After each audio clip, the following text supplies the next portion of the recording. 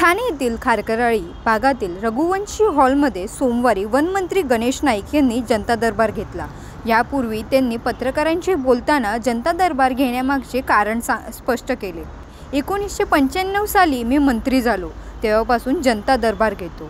ठाणे शहर, मीरा भाईंदर, नवी मुंबई आणि जिल्ह्यातील प्रत्येक तालुक्यात जनता दरबार घेत आहे। त्यामुळे जनता दरबार एकनाथ शिंदे यांना शह देण्यासाठी नाही, महायुती म्हणून आम्ही तिन्ही पक्ष एकत्रपणे काम करतोय।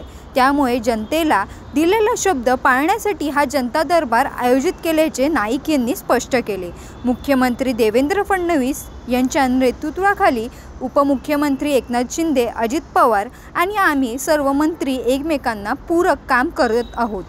एकूणच महाराष्ट्र थांबणार नाही या टॅगलाईनप्रमाणे आम्ही सर्वजण कामाला लागलो आहोत। आपली गाऱ्हाणे मांडण्यासाठी सर्वच नागरिक मंत्रालयात येऊ शकत नाही। मंत्र्यांना कुठे भेटायचे असा प्रश्न यांच्या पुढे उपस्थित होतो। त्यामुळेच जनतेत जाऊन त्यांचे प्रश्न सोडवण्यासाठी हा जनता दरबार घेण्यात आला आहे, असेही ते म्हणाले। जनता दरबारात निवेदन स्वीकारले जातील आणि 15 दिवसात त्यावर काय कारवाई झाली याचा आढावा पुढच्या जनता दरबारात घेतला जाईल, असे नाईक म्हणाले। यावेळी आमदार निरंजन डावकरे, संजय केळकर, अपर जिल्हाधिकारी मनीषा जायभाय धुळे, प्रांत अधिकारी उर्मिला पाटील, उमेचा प्रकल्प संचालक छायादेवी सिसोदे, अतिरिक्त मुख्य कार्यकारी अधिकारी अजिंक्य पवार, जिल्हा नियोजन अधिकारी वैभव कुलकर्णी, जिल्हा शल्यचिकित्सक डॉक्टर कैलास पवार, जिल्हा आरोग्य अधिकारी डॉक्टर गंगाधर परगे, कार्यकारी अभियंता सुनील पाटील, संदीप चव्हाण, जिल्हा कोषागार अधिकारी महेंद्र कुमार कोंडे, ठाणे महापालिकेचे उपायुक्त उमेश बिरारी, जिल्हा उपनिबंधक डॉक्टर किशोर मांडे, जिल्हा उद्योग केंद्राचे महाव्यवस्थापक सोनाली देवरे यांच्यासह अन्य विविध शासकीय विभागांचे अधिकारीही उपस्थित होते।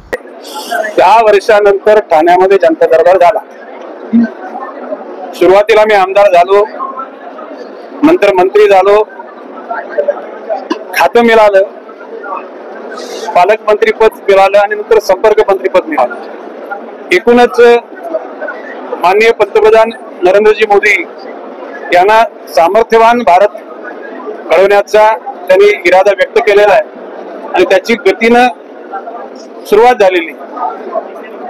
शिक्षणाबाबत, आरोग्याबाबत, पाणी पुरवठा, प्रत्येकाला घर, क्रीडा क्षेत्रामध्ये भारताची प्रगती, संरक्षण क्षेत्रामध्ये भारताची प्रगती, अशा विविध क्षेत्रांना त्यांनी स्पर्श केलेला आहे। आणि त्याच्या अनुषंगानं आपल्या राज्याचे मुख्यमंत्री देवेंद्रजी फडणवीस, उपमुख्यमंत्री एकनाथजी शिंदे, उपमुख्यमंत्री अजितदादा पवार या तिघांनी सुद्धा ठरवून महाराष्ट्र आता थांबणार नाही ही टॅगलाईन घेतलेली आणि त्याच्याच अनुषंगानं 100 दिवसाचा कार्यक्रम सर्व खात्यांना दिलेला आहे। आता हा जनता दरबार नवी मुंबईमध्ये पहिल्यांदा मी घेतला, पालघरमध्ये झाला, आज ठाण्यामध्ये झाला, पुन्हा 28 तारखेला नवी मुंबईमध्ये आहे। एकूणच महायुतीच्या अनुषंगानं महायुतीच्या तिन्ही पक्षाच्या मंत्र्यांनी आपल्या दिलेल्या ठिकाणी म्हणजे पालकमंत्री म्हणून किंवा संपर्क मंत्री म्हणून त्या ठिकाणी जाऊन जनतेच्या बरोबर सुसंवाद साधून त्यांच्या अडीअडचणी दूर करण्याकरता प्रयत्न करावा। आज सकाळी 11:15 वाजता इथे मी आलो। आता किती वाजले? 3 वाजले, म्हणजे सुमारे 3.25 तास जनता दरबार चालला। आता याच्यामध्ये काही अर्जन्सी होत्या, त्या लगेचच डिपार्टमेंटच्या लोकांना, इथेच अधिकारी हजर आहेत, त्यांना सांगितल्या, काहींशी दूरध्वनीवरून बोललो आणि घेतलेली निवेदन आता सॉर्टिंग केल्यानंतर त्या विभागाला जातील। पुढच्या 1 महिन्यानंतर जनता दरबार ठाण्यामध्ये होणार। आता तो खरं म्हणजे इथे जागा अपुरी पडली। नेहमी करता गडकरी रंगायतनमध्ये दरबार होतो, गडकरी रंगायतनचं काम रिपेअरचं चालू आहे, म्हणून आता ठाणेकर सभागृहामध्ये त्या ठिकाणी पुढचा दरबार होईल अशी माझी अपेक्षा आहे। 28 तारखेला आता पुन्हा नवी मुंबईचा दरबार आहे।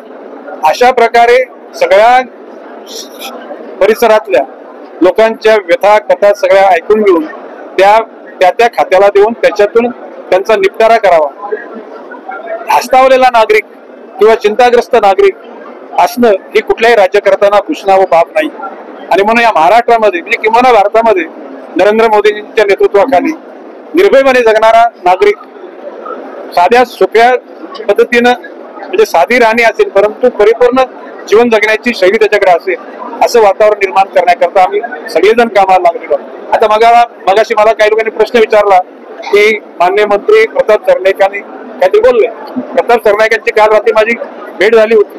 किंवा माझं म्हणणं आहे की भाजपचे मंत्री एकनाथजी शिंदेच्या शिवसेनेचे मंत्री अजितदादाच्या एनसीबीचे मंत्री त्या दिलेल्या जबाबदारी पालकमंत्रीपदाची असेल किंवा पालकमंत्री असेल किंवा संपर्क मंत्री असेल त्यांनी प्रत्येक तालुक्यात जावं. उद्या पालघर तालुक्याची जर एखाद्या एकनाथजी शिंदेच्या मंत्र्याला जर संपर्क मंत्री म्हणून जबाबदारी तर त्यांनी प्रत्येक तालुक्यामध्ये शहरामध्ये जावं आणि त्या लोकांच्या अडीअडचणी समजून घेण्याचा प्रयत्न करावा. आणि त्याच्यामध्ये शेवटी महायुतीचंच काम होत आहे. माननीय नरेंद्र मोदीजींचे स्वप्न साकार करण्याचं काम होत आहे. देवेंद्र फडणवीसांनी महाराष्ट्र थांबणार नाही या केलेल्या घोषणेचंच काम होत आहे. शेवटी देवेंद्रजी फडणवीस एकनाथजी शिंदे अजितदादा पवार या सगळ्यांच्या नेतृत्वाखाली जे तिघांच्या हे महाराष्ट्राचं मंत्रिमंडळ काम करत आहे आणि अतिशय एकोप्यानं आत्मविश्वासानं काम करत आहे. मला विश्वास आहे की पुढच्या कालखंडामध्ये जनतेच्या या अडचणी आहेत आज मोठ्या प्रमाणामध्ये लोक तुम्ही सगळे साक्षीदार आहात. पुढच्या वेळेला म्हणजे ही गर्दी टप्प्याटप्प्याने कमी होईल आणि एकही माणूस जनता दरबारात येऊ नये अशा प्रकारची वातावरण निर्मिती व्हावी अशी माझी इच्छा आहे. जनता दरबार हा काय कोणावर मेहरबानी करण्यासाठी नाही, आपल्या मनातला आनंद मिळवण्याकरता जनता जनार्दनाच्या चेहऱ्यावर आनंद दिसण्याकरता आणि असण्याकरता नुसतं दिसणं नाही ते आनंद असलं पाहिजे त्याकरता आम्ही कार्यरत राहणार.